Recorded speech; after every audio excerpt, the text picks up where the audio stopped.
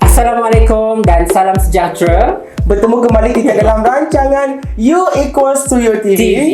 Okey, dengan topik kita hari ini, Topik kita hari ini adalah sedap dan selamat. Okey, dan saya Patricia. Saya Ashraf. Saya Syazad. Oh, I tak perlu. tak apa. Dia excited. I tak perlu introduce diri sendiri. Okay, sorry. Okey, so topik kita hari ini adalah sedap dan selamat. Okey, so kita ada panel kita, nama Syazad. Dr. So Syazad. kita ada soalan-soalan yang kita kemukakan kepada Dr. Syazad. Boleh. Okey, so yang pertama, Orang apa makan pisang time live? Saya nervous, saya cepat nervous. Dengan saya nak perlu satu benda untuk distract saya daripada nervous, kena kunyah something, okay? So kita ada soalan yang pertama. Orang kata guna kondom tak sedap, tak rasa. Apa kata yours? Oh, I makan pisang ni sedap. Okay. Tapi kondom. Kita menggunakan kondom. So analogi dia ialah ibarat you makan pisang, buka dia punya lapisan dengan makan pisang dengan dia punya kulit. Okay. Mana lagi sedap? Of course lah buka. Bila membuat cinta, make love, kalau ada getah di antara tu, ada kekurangan daripada rasa tu, okay? Apa kekurangan tu? You know, Dia ada barrier. Dia ada barrier, ada kasih sayang. Try apa, kulit ke kulit. Kulit ke Tapi kulit. itu pentingnya, contact, you know, itu yang buat dia rasa sedap. So, macam you tak kondom lah, pakai kondom. no, jangan cakap macam tu lah. Sebagai apa, I attack sikit lah. sebagai program yang berpendidikan, saya sarankan sangat-sangat untuk memakai kondom. And tapi sebelum saya jujur lah, kena kata ada kekurangan rasa. Tapi sekarang kondom dah variety. Betul. Ada apa, skin tint, ada yang apa macam Yang biji-biji tu. berbiji-biji, ada Ada glow in the dark. Yes. Yeah. Semua itu untuk enhance pengalaman making love atau seks.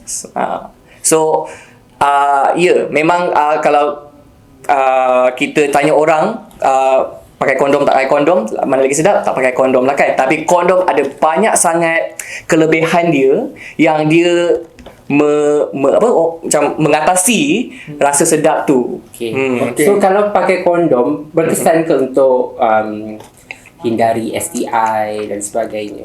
Apa keberkesanan dia? Itu confirm. Okay, so banyak benda kita perlu tahu ialah bila cakap pasal kondom, ada dua keberkesanan. Keberkesanan, keberkesanan teori, yang benda yang you do on the lab, Sedap bisa. letakkan pisang ni, dan keberkesanan praktikal. Secara teorinya, kondom ialah 99% berkesan untuk menghindari daripada STD, which is sexual transmitted disease, penyakit kelamin, dan termasuklah HIV. Tapi secara praktikalnya, which means kalau kita ambil survey dengan semua pengguna-pengguna kondom, ramai orang tak guna kondom dengan betul. Oleh itu, keberkesanan praktikal is actually lebih rendah daripada teori, iaitu dalam 87. kita macam pening je. Oh my god, sorry. It's too scientific. Doktor sangat sih. Maksudnya, kalau digunakan secara casual, okay, tu faham kan? Casual, yes. Secara casual, keberkesanan kondom hanyalah 87% jika tidak menggunakan langkah-langkah yang tertentu. Sebab banyak benda boleh berlaku. Kondom pecah, kondom tu dah expired, mungkin Kondom tiruan. ada ke? Ada ke? Oh my god. Oh wow. Guna kulit pisang pakai kondom aku. Practical thinking. Okay.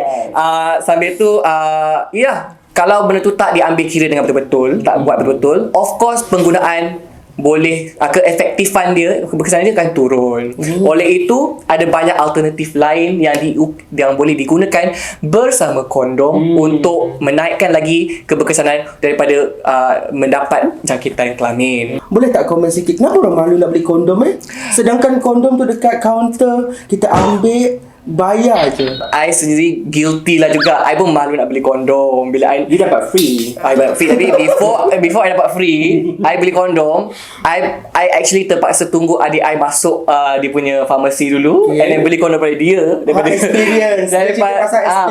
daripada beli kondom daripada orang lain. Yelah, malu because Dengan family tak malu pula. I open the family I. Oh my god. Okay, yeah.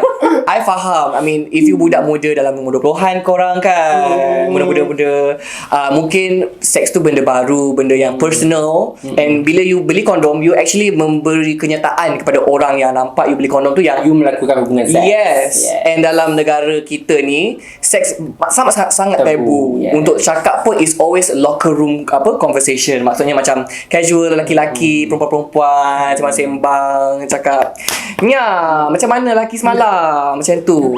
Ya. Okay, Yes, yes.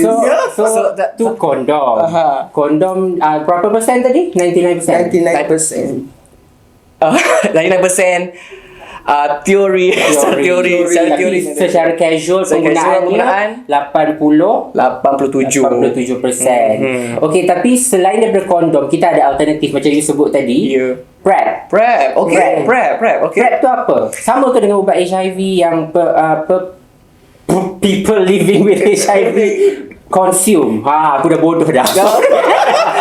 Tak pisang sis. Sama ke ubat PrEP dengan HIV? Well, actually, ubat PrEP tu is actually 2/3. Dah cakap jangan ambil pisang tu. 2/3 daripada ubat HIV actually. So HIV yang common lah, yang I tahu common ialah 3 ubat dah mix together into 2 pil. Okay. Kita ambil satu pil tu kandungi 2 ubat lain. So ubat tu lah yang digunakan untuk PrEP. Dan kegunaan PrEP ni ialah untuk melindungi diri daripada HIV sebelum melakukan hubungan itu. Hubungan itu. Apakah hubungan itu? So macam PrEP mudah tak nak dapat? Aduh. Semudah kondom tak? Semudah kondom tak? Dia Dekat cakap 7-Eleven. Itulah kondom lagi bagus actually. Kan? Sebab Lagi PrEP mudah. tak semestinya mudah sebab PrEP masih baru di Malaysia. Okay. And hanya di KL saja banyak klinik-klinik yang boleh berikan PrEP dengan preskripsi doktor. Tapi untuk luar KL mungkin satu klinik per negeri. So masih tak accessible lagi PrEP tu. So macam mana dengan harga dia? Aduh, harga dia Harga pula dia ada range. ada range lah daripada RM30 hingga ke RM200.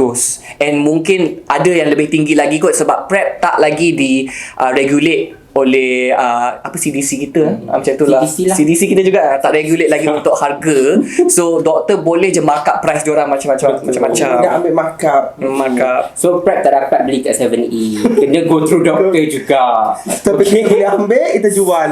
Yes. So you suggest penggunaan kondom penggunaan PrEP tu sama dengan I mean like dia bergerak seiring dengan kondom. Betul. Betul. Itu paling bagus lah. Pakai kondom dengan PrEP is the best way sebab in case of emergency, korang pakai kondom yang dah tarik luput, meletup, Pecah. pecah, Meletup, ya. Lepas tu Meletup Hakim dengan Stacy. Gabung. lepas tu PrEP tu lah yang akan lindungi korang daripada HIV. Tapi PrEP tak boleh lindungi daripada penyakit kelamin lain, gonorrhea, sifilis. Oleh itu kondom adalah lebih baik. Okay. So korang dah dengar apa Penjelasan. informasi mengenai kondom, mengenai PrEP. So jadilah community yang tahu dan peka. Yang cakna. Dan Cakna, thank you. I mencari perkataan tu. Okay, korang jangan lupa untuk macam biasalah subscribe YouTube kita U=TV dan follow kita orang dekat social media Twitter, Instagram dan Facebook di U=You. So kembali lagi dengan topik-topik yang menarik pada episod-episod yang akan datang. Betul. See you. Bye.